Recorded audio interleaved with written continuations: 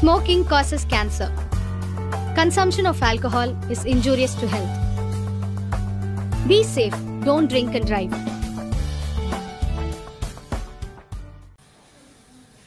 আমার জন্মস্থান অম্পির দিকে, কিন্তু পাস্তর কাজ করতে করতে গমরাই এবং বিজয় নদীর মাঝে জায়গা করেছি, সেখানে বসবাস করি আমার ফ্যামিলি সহ। আমার এক ছেলে, 2 মেয়ে, সবারই বিবাহ হয়েছে। আমার বড় মেয়ে গুয়াহাটিতে, স্বামী আর্কিটেকচার।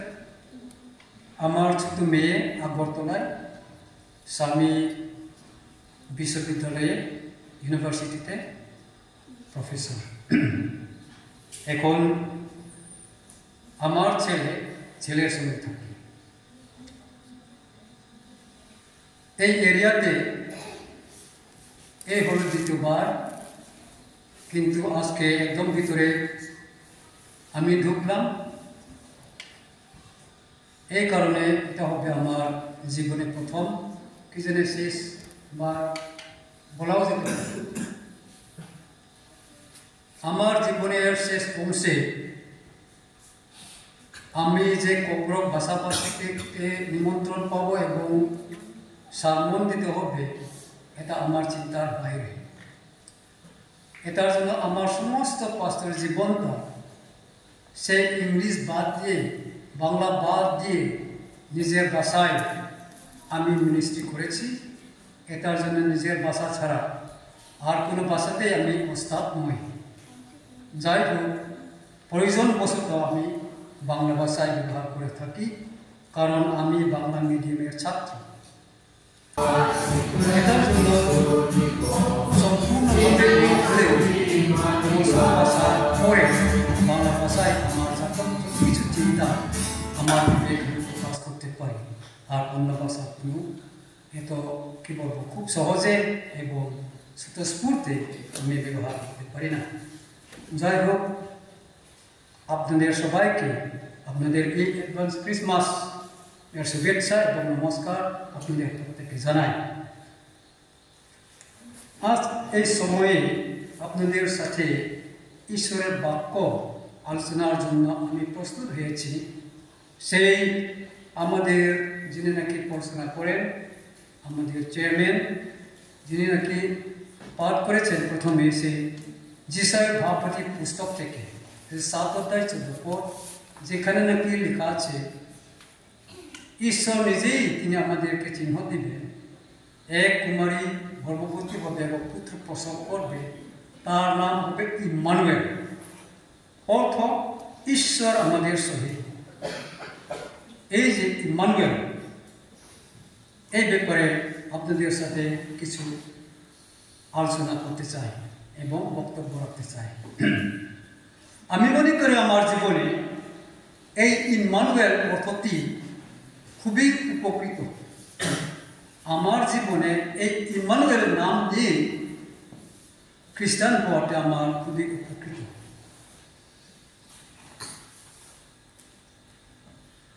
আমরা খ্রিস্টান হয়েছি। খ্রিস্টান হওয়ার সাথে সাথে আমাদের এই যে ক্রিসমাসের উদযাপনটা, ক্রিসমাসের উৎসবটা খুবই আনন্দের বিষয়। অনেক কিছু আনন্দের কারণ সেখানে আছে। একটি কারণ হতে পারে বছরের শেষ, সমস্ত কিছু শেষ, যা আমরা চাষ করেছি সেটা বছরের শেষের ফসল পাওয়ার জন্য।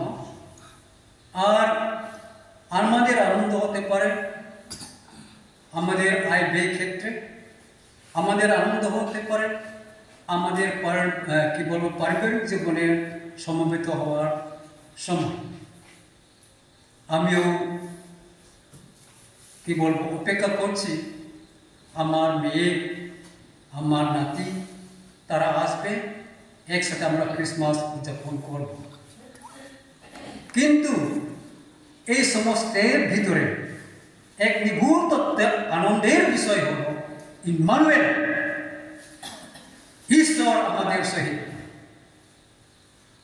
এই কথা এবং এই যে তাৎপর্যের জন্য আজকে পিতা ঈশ্বরকে ধন্যবাদ দিতে আমি বাধ্য, এবং আমি মনে করি ইহা আমার কর্তব্য যে পিতা ঈশ্বরকে ধন্যবাদ দেব। ইম্মানুয়েল, মানুষের সেই ঈশ্বর সহবাস, এটা কিন্তু খুব সহজ কথা নয়।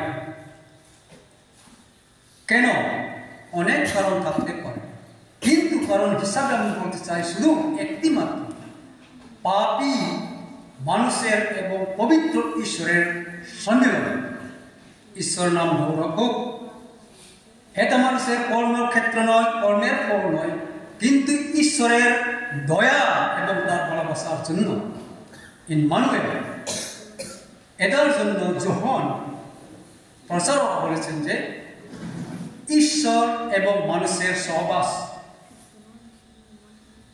ঈশ্বর এবং মানুষের সহবাস, এটার জন্য এই ক্ষেত্রে আমি দুটি বিষয়ে বলতে চাই। এক সহবাস হল শারীরিক, ঈশ্বর প্রভু যীশু খ্রিস্টের জন্মের মাধ্যমে মানুষের সঙ্গে সহবাস। আমরা সকলেই জানি এই খ্রিস্টমাসের ঘটনা, এই বড়দিনের ঘটনা কিভাবে হলো, কিভাবে হয়েছে আমাদের সম্মুখে। এই কথা বলার আগে অনেক শাস্ত্রপাঠ করা হয়েছে, আমরা শুনেছি, কিন্তু সেটার মধ্যেও এক নিগূঢ় তত্ত্ব খুবই কি বলবো চিন্তার বিষয় হল ঈশ্বর কিভাবে মানুষের সঙ্গে সহবাসের ব্যবস্থা করেছে।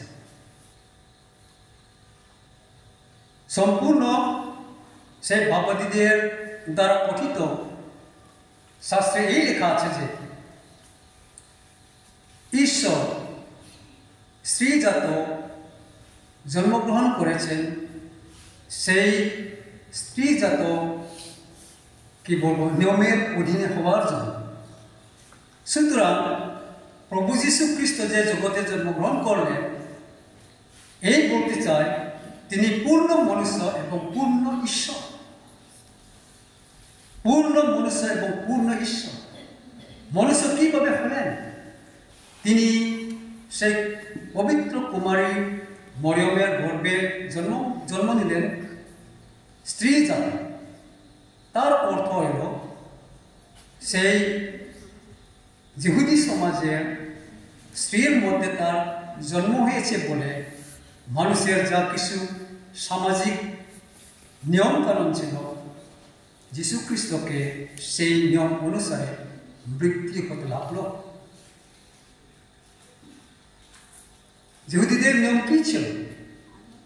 সে অষ্টম দিনে তকছে, 12 বছরে শিশুদের উৎসর্গ মন্দির এবং 25 বছরেতে বাপ্তিস্ম, এই সমস্ত ঈশ্বর হয়ে প্রভু যীশু খ্রিস্টকে করতে হবে।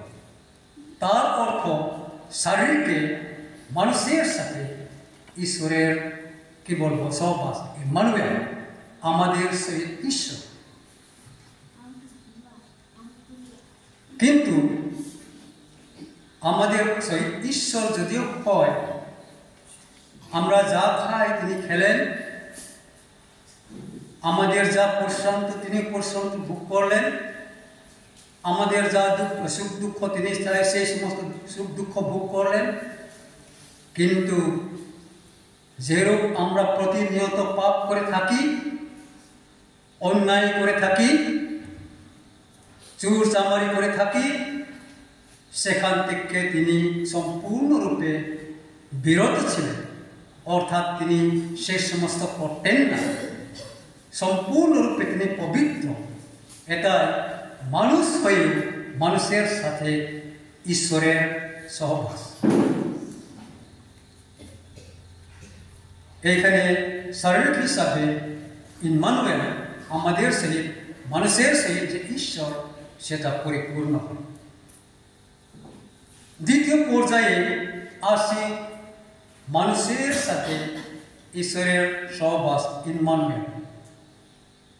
প্রভু যীশু খ্রিস্ট নিজে স্বয়ং শিশুদের কাছে বলেছেন, আমি আর বেশি দিন নয়, তোমরা আমাকে আর শরীরকে দেখতে পাবে না, কিন্তু আমি শীঘ্রই তোমাদের কাছে আসব। সেই আসার কথা তিনি যে বলেছেন সেটা হলো আধ্যাত্মিকের কি বলবো মানুষের কাছে উপস্থিতি। আমরা এখন যারা বর্তমান খ্রিস্টান আছি, আমরা হয়তো কি বলবো সেই স্বর্গের যিশু যে মানুষের সাথে বর্তমান অর্থাৎ মানুষের সাথে আমাদের সাথে যে সহবাস সেটা অভিজ্ঞ আমাদের নাও হতে পারে। অবশ্যই প্রত্যেক খ্রিস্টান সেই আধ্যাত্মিক ঈশ্বরের সহবাস সেটা অবশ্যই তাদের উপলব্ধি করতে হবে। এটার জন্য প্রেরিত পৌল ফিলিপ্পি মণ্ডলীদের কাছে যে বলেছেন, আমার ইচ্ছা ফিলিপ্পীয় লোকেরা তোমরা যাতে যে ভাব, যে অ্যাটিটিউড, যে আচার ব্যবহার, যে চিন্তাধারা যীশু খ্রিস্টতে ছিল, সেই চিন্তাধারা এবং সেই ভাব যাতে তোমাদের কাছে থাকে। কারা খ্রিস্টান? আন্তিওকিয়াতে যখন খ্রিস্টের অনুগামীরা যখন খ্রিস্টান নাম পেল, লোকে তাদেরকে বলে, তাদেরকে দেখে যে তাদের ভাব ভাব, আচার আচরণ, চলাফেরা ইত্যাদি খ্রিস্টের মতো। এটার জন্য বলা আছে যে তারা খ্রিস্টান। তার অর্থ এই, মানুষ যুক্ত খ্রিস্ট খ্রিস্টান, মানুষ যুক্ত খ্রিস্টই খ্রিস্টান। এটার জন্য আন্তিওকিয়াতে প্রথমে খ্রিস্টের অনুগামীরা খ্রিস্টান নাম পেয়েছে। সেই খ্রিস্টান কিভাবে হয়? প্রেরিত পৌল বলেন, তোমরা তোমাদের অ্যাটিটিউড, তোমাদের আচার ব্যবহার, ভাব, বাংলাতে লেখা আছে যে ভাব প্রভু যীশু খ্রিস্টে ছিল সেই ভাব তোমাদেরকে দেখব। প্রভু যীশু খ্রিস্টের কি ভাব ছিল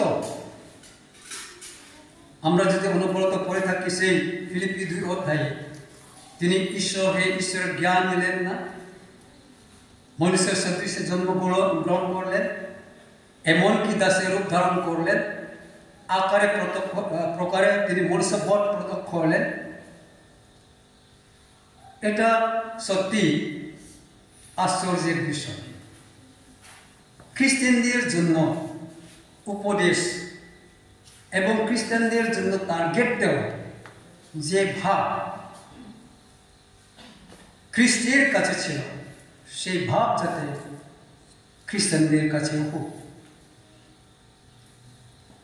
এক কথায় আমরা বলতে পারি, কি ভাব যীশু খ্রিস্টের কাছে ছিল? নম্রতার ভাব, বাধ্যতার ভাব। ঈশ্বরের কাছে বড় বড় পূজারী, বড় বড় জিনিসপত্র বা পশু বলি ঈশ্বর তা গ্রাহ্য করেন অবশ্য, কিন্তু তার থেকে তিনি ভালোবাসেন সেই বাধ্যতা, নম্রতা, বাধ্যতার কি বলবো উৎসব। আমরা পুরাতন বাইবেলে যদি লক্ষ্য করি, সেই সৌল ইসরায়েলের প্রথম রাজা, তিনি কি করলেন? সেই যুদ্ধের সময় যে সমস্ত পশুপাল, মেষপাল দখল করে নিয়েছেন, সে সমস্ত পুস্তক ঈশ্বরের কাছে উৎসর্গ করার জন্য এক জায়গায় স্টক করে রেখেছে। কিন্তু বাবাজি সময়ে পৌলকে বললেন যে না, সেই